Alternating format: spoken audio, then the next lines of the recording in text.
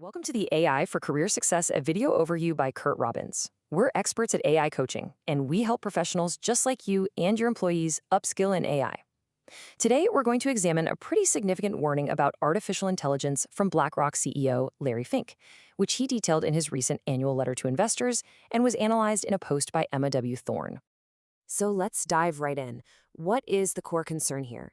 Well, coming from the head of the world's largest asset manager, Fink's perspective on AI's economic impact, it carries an enormous amount of weight in global financial markets. And this quote, this is really the central thesis of his warning. Fink is arguing that while AI is absolutely going to create unprecedented economic value, the real question we have to ask is, who is actually going to benefit? He fears that this technology could dramatically worsen the wealth divide that already exists. So, you might be asking, what's actually driving this potential inequality? Well, Fink points to a fundamental disconnect in our modern economy, one that AI is really poised to accelerate. You see, the problem is really two-sided. On the one hand, you have this enormous value being generated in capital markets, not just through traditional labor anymore. But on the other hand, broad public ownership and participation in those same markets is lagging, and that leaves a lot of people feeling like spectators to their own country's economic growth. This is a really powerful observation from commentator Oana Garis, and it gets right to the heart of the matter. You see, the issue isn't just about the economics of it all. When large segments of the population feel shut out from prosperity, it starts to erode the very foundation of institutional trust. Okay, so after defining the problem, Fink's letter pivots to focus on solutions. The goal here isn't to slow down AI, not at all. It's to build a financial architecture that actually broadens ownership and participation in the growth that AI creates. And these are not just abstract ideas. Fink is calling for very concrete actions. Things like strengthening our retirement systems and making long-term investing much more accessible to everyone.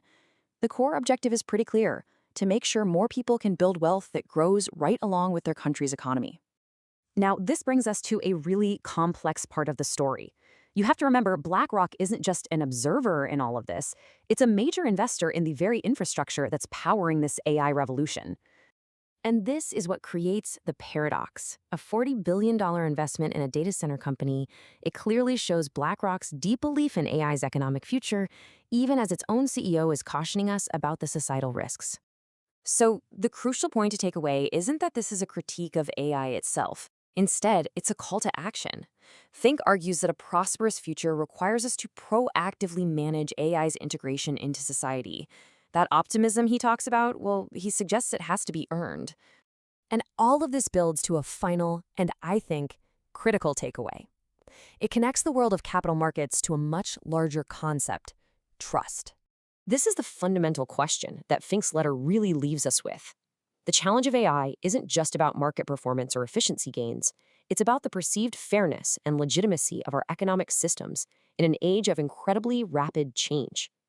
Thank you for watching. This is where we teach you AI and help you get smarter than your competition. If you like these videos, use the QR code at the beginning of this video to buy us a coffee or hire us to coach you or your employees in AI.